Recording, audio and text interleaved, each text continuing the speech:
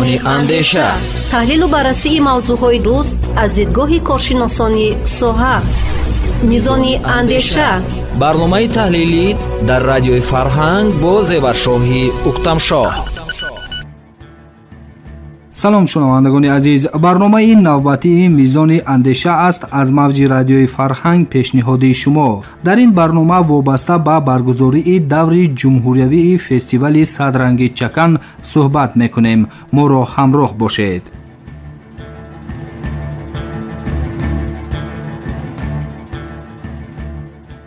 در روزهای اول فصل زیبای سال بهاری نازنین در مؤسسه دولتی فیلارمونیای دولتی تاجیکستان به نام اکاشریف جورایف بخشیده به روز مادر و ارجگذاری به تاریخ و تمدن، فرهنگ، رسم و آیین‌های ملی با اشتراک طراحان و هنرمندان شهر و ناحیه‌های مملکت فستیوال جمهوریوی صدرنگ چکن جنبست گردید. در درآمدگاه بینای مذکور اشتراکداران نمایش هنرهای چکندوزی، سوزنیدوزی، پاپوریدوزی را که از جانب هنرمندان شهر و ناحیه‌های جمهوری تشکیل گردیده بود تماشا نمودند. هنرمندان چکندوزان شهری کلاب و ناحیه اشکوشیم ولایت مختار کوهستانی بدخشان وابسته به فعالیتشان به ما چنین گفتند: من اسلبگی محمد علی بیگ که از ناحیه اشکوشیم ولایت مختار کوهستان بدخشان مدت 5 روز میشود که در همه جا در فستیوال آزمون صدرنگ چکن اشتراک دارم.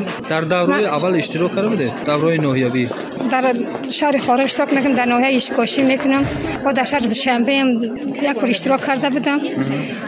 دائم در همه آزمون‌ها اشتراک میکنم. دوره جمهوریوی که اشتراک میکنم دو بار در جا اشتراک میکنم. یک بار کردم بود این بار در سال 2025 این در بار اول است که در شهر دوشنبه اشتراک دارم. خب سلامت باشید. شما کدام نمود لباس‌ها رو آماده میکنید از چکن با گل چکن؟ با گل چکن تاقی، جورابای پامیری با کرته‌های پامیری رنگ چکن تیار میکنم. تاقی ها را که میدوزیم رنگ چکن داره. شما این هنر از کی آموخته؟ من این هنر از مادرم آموختم. وقتی من خرد بودم مادرم به من تمام هنرهایش را یاد داد. سلامت باشید. طول چند سال است که با دوختن تاقی و گلای چکن سر و کار دارید؟ یک سالهای زیاد. من از دوره طلبگیم امی ها را دوست می داشتم، هنرم استفاده می بردم. حال ام کار و زندگیم به همین هنرم است. شاگردا هستن؟ شاگردا دارم. این نمود محصولاتی که ما می‌بینیم چی هستن؟ اینا چی نام دارن؟ این موره، این ما به زبان خود ما گل چکن است. انا اینا هم گل چکن، این شیروزه، هم تاقی، اینا یک خیلی یک رنگ هستن. گل‌های چکن، اینا همه گل‌های چکن هستند. برای ما همین ها را صدرنگ چکن می‌نامیم. شما از همین اقدامی که حکومت جمهوری کمیته زنان گرفته است و همین آزمون‌ها را وابسته به هنر شما راه اندازی کرده است، چی می‌نداری بیان می‌کنید؟ چی می‌گویید؟ خیلی همین ندار هستم.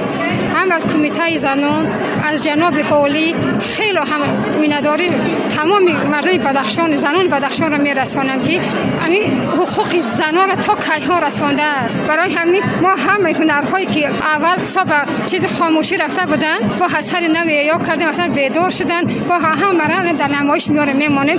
سیاحان میآیند خرید میکنن. خیلی فرمایش‌های زیاد داریم برای تاقی، برای همین جورا، برای موره، سراستین، گریبان، همین شیروزه که میگه برای هوایا تیار میکنیم و فروش میمونه. خب در بدخشان آیا برای آموختن همین هنر یگان امکانیت ها هستند برای نسل جوان؟ امکانیت است. من امام وقت مربی از شهر کلاب، هنرمند شهر کلاب. ما همین زنها در نمایش صدرنگ چکن اشتراک کردم. من تمام جمهوری در هنرهای نمایشات اشتراک میکنم. امروز به دور جمهوری آزمون صدرنگ چکن آمده. قبلا دورهای یکم و دوم در کجا اشتراک کرده؟ در ولایت اشتراک کردم، در تمام جا اشتراک میکنم. و نمایش هم چکنای نو آوردیم، مرحمت چکنامون آوردیم، برای سودا برای فروش آوردیم، نمایش فروش، برای نمایش فروش آوردیم و نمایش آوردیم. انا رحمت به جناب اولی به دستگیریاش، رحمت به کمیته زنان به دستگیریاش که این قدر ما را زنها را دستگیری کردن. چکنای 100 سال که بیکار هیچ کار نمی‌کردیم، از سر نو زنده است. ما از جناب اولی مینداریم، 100 درصد مینداریم که این زنها را دستگیری که به گرانت پرزنتیش. سلامت باشه. امروز با نمایش در دور جمهوری آزمون صدرنگ چکن شما کدام نمود محصولات را آوردید؟ این کرتوی خش آوردیم، خلطای فسان آوردیم، چودرای فسان آوردیم، کلپچه ها آوردیم، توقی آوردیم، فرنجین های فسان آوردیم. سلامت باشید. وابسته با آموزش همین هنر شاگردا هستند؟ 35 زنک شاگرد کارگر دارو. همه سی با مبلغ همو را تامین میکنن، همه او کار میکنن، همه او نان میکنن. از جناب ولی فقط دام که کاری $100 زنده که ما روی کاریم مهنت میکنیم، درس میدوزیم، توقی گل دوزی میکنیم، مال میان میدوزیم، چودر میدوزیم، مهنت میکنیم، با کار همه مشغوله. معنای نقش و نگار چکن چی است؟ گلدست، کنگره، اینا کنگره، گلدستای فسون، اینا گل‌های اینا کوسه گل، هانا کوسه کلان، همین نمونه رو ما لباسی که شما باور کردید کدام نمود نقش و نگار هستند؟ نقش و نگار اینا ملی تاجیکی دوره قدیم که مادرامون میدوختن همین چیزا امیرا ما اثر نو دختر نو با سعودو آوردیم. خب شما همه هنر را از کی آموختید؟ مادرم ما از مادرم هنر را آموختیم تا حاضر 8 سال به همین کارا وازی هنرها را دختر با سعودو آوردیم. سلامت باشید. با دستگیری‌های پیوسته دولت و حکومت مملکت بخشیده به سالهای رشد دهات، سیاحی و هنرهای مردمی سالهای 2019-2021 در ولایت‌ها و شهر و ناحیه‌های جمهوری کارخانه‌های خرد و بزرگ صنعتی و استحصالی، مرکزهای هنرمندی و چکندوزی و کارخانه‌های دوزندگی مورد استفاده قرار گرفتند. هنرمندان شهر پنجکند و ناحیه خراسان از دستگیری‌های حکومت مملکت استفاده نموده هنر چکندوزی را رواج دادند. طراح دیزاینر از شهر پنجکند ولایت سوخت نام نسبی ما سلیمانزاده یوسف. ما اویلوییم، ما همراهی اویلم بیگ مراد و زهرا هر دوم با همکاری میکنیم، یکدیگر که یاردم میکنیم، طراحی میکنیم، نقشه بندی میکنیم، گل جابجاگذاری میکنیم. گل‌های هستن که ولایت بدخشان، گل‌های هستن که درواز، گل‌های ولایت سوخت، گل‌های خود پنجکند، هر یک منطقه با خودش نقش دارد. ما اینجا هم سوزنی‌های قدیمی آوردیم، کهنه پیشترها، بعد نقش‌های نو آوردیم، کرت‌هایی که نو، لباس‌های نو، دیزاین‌های نو.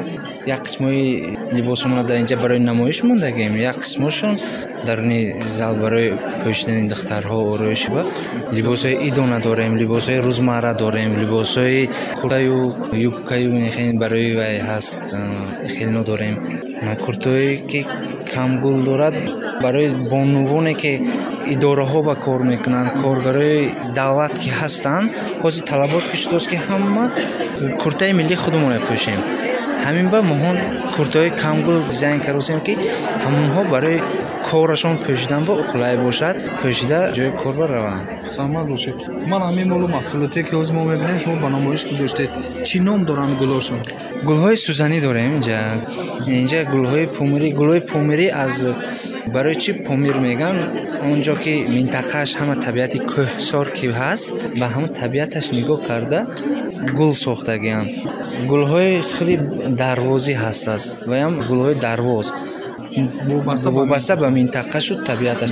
من این مهون پنجکند که هست ما با خصوصا گل‌های انار، گل لالا شکلی همین باید این انار و لالا این مهون پنجکند همیشه پیشنهاد کردگی هستیم. خب سلام باشید. امروز که من میبینم شما در دوره جمهوری اشتراک میکنید، دوره قبلی چی گونه سپری شدن؟ دوره قبلی بسیار دشوار بود. برای هر یک چیز ما بار اول اشتراک کردیم، از همین شهری سرکرد تا ولایتی و جمهوری اشتراک کردن بسیار مدت دشوار. برای اینکه ما یکم بار اشتراک کردیم در ولایت سوخت جای اول گرفتیم برای لباس‌های چکنی.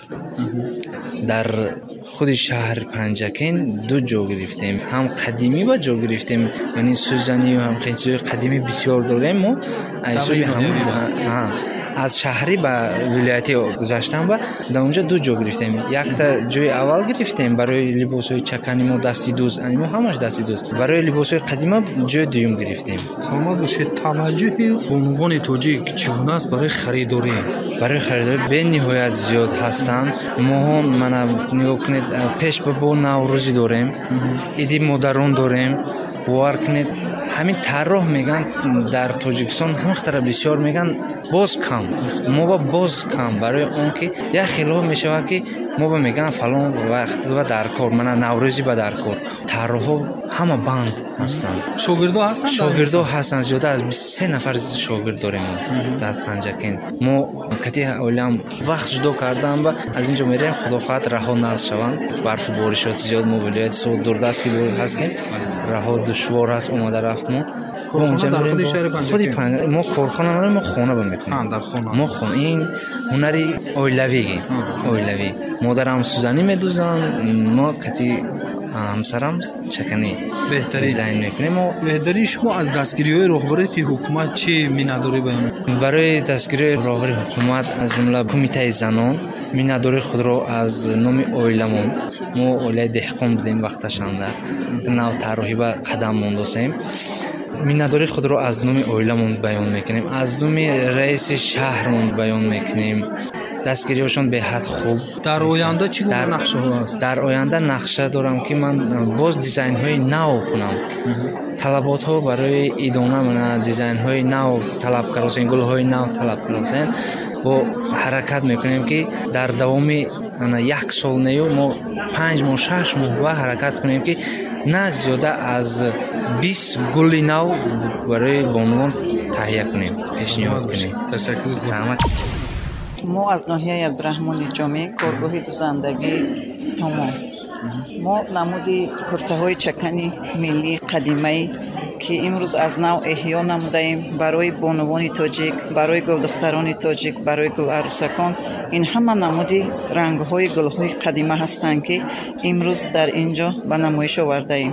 در دوره قبلی اشتراک کرده بودید البته؟ بله، ما بار دوم است که در دوره جمهوری اشتراک می‌نماییم با همراهی کارگری سیخ دوزندگی. چند نفر کارمندان هستند در سیخ دوزندگی؟ در سیخ دوزندگی ما همگی 6 نفر با در کار و فعالیت دارند که آنها اول در خانه همین کار را به پیش می‌بردند. حاضر در خانه دوزندگی سامان. تشکر زیاد. خودتون معرفی کنید. مقدس سلطانова راهبر کارگاه دوزندگی سامان ناحیه عبدالرحمن جامی ولایت خرطوم. سلامت باشید. در کارگاه با کدام سن و سال بانوان همین هنر را می‌آموزید؟ کارخانه ما کورس‌های آموزشی هم دارند که با شغل اهالی ناحیه همکاری میکنیم. مرکز کلان سالان اینچنین کارخانه دائم فعالیت میکند و همین هنرهای مردمی را هم در خانه فرمایش میتیم موافق همین فرمایشی میزوجان، هم در کارخانه تیار میکنیم. مقصد گلدوزیش در خانه میکنن، تیار کردنش در کارخانه. خب سلامت باشید. امروز با فستیوال جمهوری کدام نقش و نگارا را آورده؟ چی نام دارن اینا؟ کرته‌های چکن ملی اینها نقش‌های ملی قدیمی میباشند که حالا از نو احیا شدند. همینا را آوردیم به معرض تماشای میزاجان پایتخت. سلامت باشید. شما از دستگیری‌های رهبری حکومت برای احیای همین هنر چی می‌نداری بیان می‌کنید؟ البته ما به نهایت می‌نداریم که امروزها دولت و حکومت همه جانبه ما هنرمندان را دستگیری میکند. هر اقدام‌هایی که هنرمندان ما میگیرند از جانب دولت و حکومت 100% دستگیری می‌یابد. سلامت باشید. در آینده به خاطر رواج دادن همین هنر با چی نقشه رو داره؟ البته ما رواج دادن این نقشه ها زیادند. می‌خواهیم که جوانان ما بیشتر رو به لباس ملی آورند و بیشتر همین را استحصال کنیم و بین زنان پیشکش نماییم.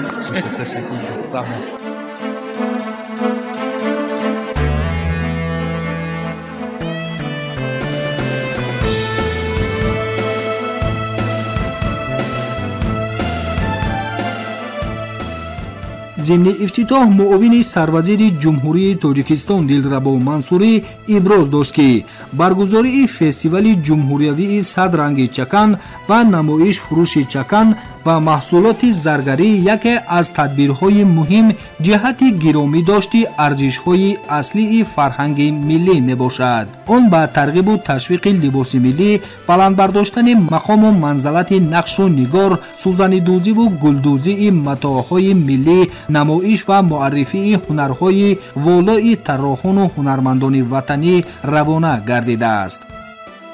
در مرحله بیداری طبیعت و تجلیل روز مادر برگزار گردیدن دور نهایی فستیوال جمهوری صدرنگی چکن بسا رمزی است. این نشانه وحدت و همگرایی دولت و ملت، توجه روزافزون اساسگذار صلح و وحدت ملی، پیشوای ملت پرزیدنت جمهوری تاجیکستان محترم امامعلی رحمان نسبت و بانوان محسوب می‌یابد. بهای بلند پیشوای معظم ملت ضمن ارائه پیام و مجلس عالی مملکت ما با عزم و اراده و مسئولیت شناسی بانوان و دختران تاجیک همچون نیروی بزرگ جامعه اعتمادی کامل داریم و دستگیری همه‌جانبه آنها را ادامه می‌دهیم. خود دلالت بر آن می‌دهد که زنان و بانوان ما در مقام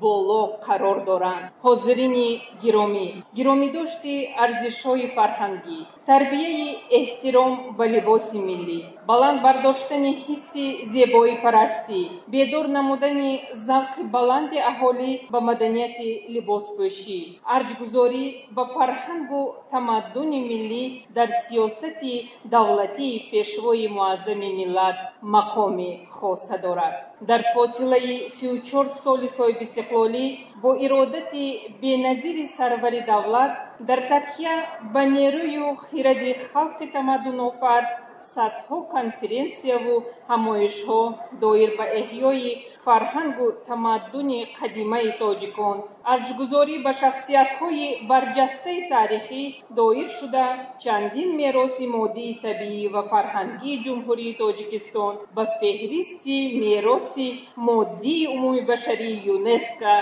وارد گردیدند. به صفت میراث عمومی بشری اعتراف شدن لباس ملی چکن بازگوی آن را دارد که ما تاجیکان در برابر صاحب خط و سواد بودند. همچنین ارزش‌های دیگری ملی هم داریم که در پیروی از این عنصرها دیگر خلقیت‌ها استفاده می‌برند. پیشوای معظم ملت در یکی از سخنرانی‌های خویش تاکید داشته بودند ما را لازم است که به خاطر حفظ عائله همچون ارزش مهمترین اجتماعی تلاش نموده سیمای اصلی، چهره واقعی و ماهیت حقیقی عائله سنتی تاجیک را همچون رکن مقدس و ارزشمند خلقمان استوارانه حفظ و نگهداری نماییم. واقعا هم یکی از وسیله‌های معرفی ملت و دولت این سیمای شهروندان آنها محسوب می‌گردد. ملت قدیمه ما در گذشته دور نه تنها صاحب عقل و ذکاوت خاصه بودند، همچنین سیمای زیبا، لباس خاص خود را داشتند که به تن کردن لباس اطلس و ادرس و چکن محض خاصی ملت ماست. فستیوال جمهوری صدرنگی چکن که با اشتراک طراحان و دوزندگان، ایجادکاران و رسامان و اهل علم و فرهنگ، نمایندگان ولایت مختار کوهستان بدخشان، سوخت و ختلان، شهر دوشنبه، شهر و ناحیه‌های تابع جمهوری و ناحیه‌های منطقه رشت دایر گردیده ایستاده است. بار دیگر صحیفه‌های تاریخ لباس ملی و مقام او در فرهنگ ملی را ورق‌گردان نموده در نهاد جوانان و نورسان، زنان و بانوان حس افتخار ملی از لباس و فرهنگ و تاریخ پرغناوت تمدن ملی، حس زیبایی پرستی و ارج گذاشتن به یک رکن مقدس فرهنگی ملی را بیدار می‌سازد.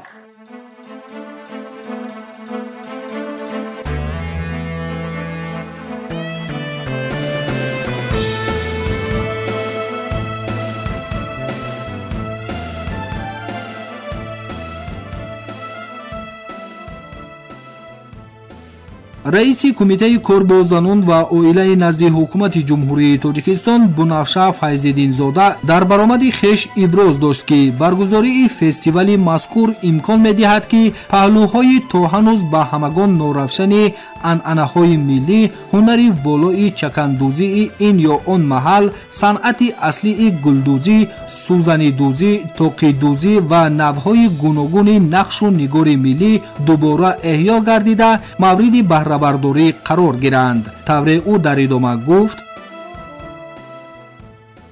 چکان چون یک نوعی گلدوزی معمولی ملی در تاجیکستان در مکان‌های پختگی و ابریشمی است که بیشتر در بین زنان و دختران تاجیک رواج یافته است معرفی گردیده.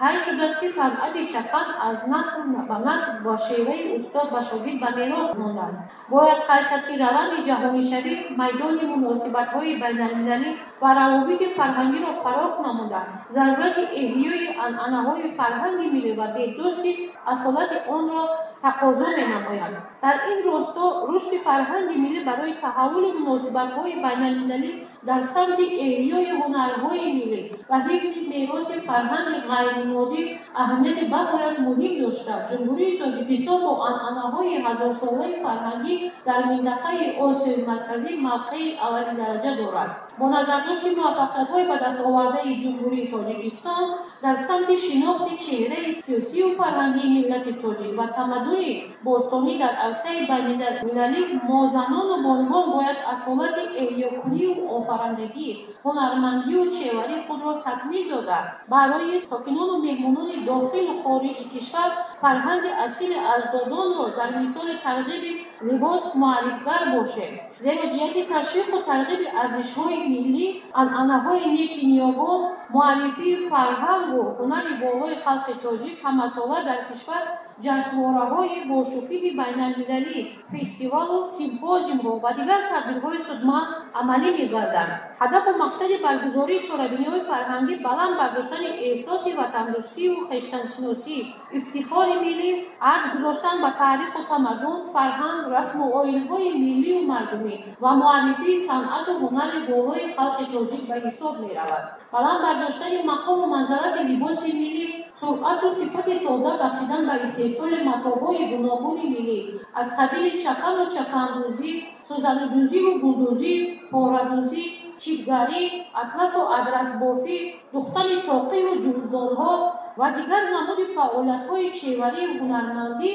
توسط گسترش دادن فعالیت طراحی و دوزندگی، رشد و توسعه کارخانه‌های خرد دوزندگی و استحصالی، تشکیل جایگاه نو کاری، قدردانی نمودن مهنت هنرمندان، دوزندگان، طراحان، پاس داشتن عنعنه و سنت‌های نیاگان، ارج گذاشتن به عنعنه‌های لباسپوشی ملی، رواج و رونق دادن فرهنگ استفاده و برنمودن چکن، دیگر لباس‌های گلدوزی و دستبافی، هماهنگسازی و دستگیری فعالیت هنرمندان، چهوران، طراحان، سوزنی‌دوزان، چکندوزان و گلدوزان، دوزندگان، قلمکشان و نقاشان راه‌اندازی کرده می‌شود. با دستگیری‌های پیوسته دولت و حکومت مملکت بخشیده به سال‌های رشد دیهات، سیاحی و هنرهای مردمی در ولایت‌ها و شهر و ناحیه‌های جمهوری، کارخانه‌های خرد و بزرگ صنعتی و استحصالی، مرکزهای هنرمندی و چکندوزی و کارخانه‌های دوزندگی مورد استفاده قرار گرفتند که فعالیتشان بر رشد فعالیت هنرمندان و چکندوزان، گلدوزان و سوزنی‌دوزان، جامه‌دوزان و طاقی‌بافان و نمودهای دیگر هنرمندی روانه گردیده است.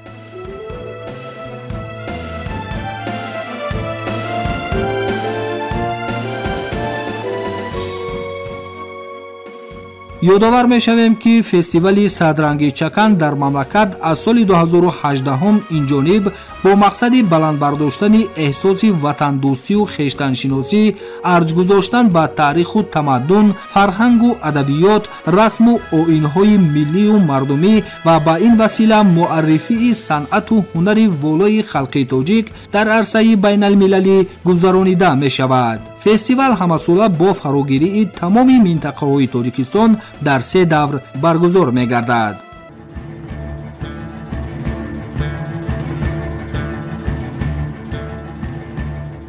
شنوندگان گرامی، اینجا برنامه میزان اندیشه از رادیوی فرهنگ به انجام میرسد. مؤلف برنامه با شما بودم، زیورشاهی اکتمشاه. شما می توانید برنامه ما را طریق سامانه رسمی رادیوی فرهنگ www.farhangfm.tj و همچنین از صحیفه های ما در شبکه های اجتماعی یوتیوب و فیسبوک نیز پیگیری نمایید.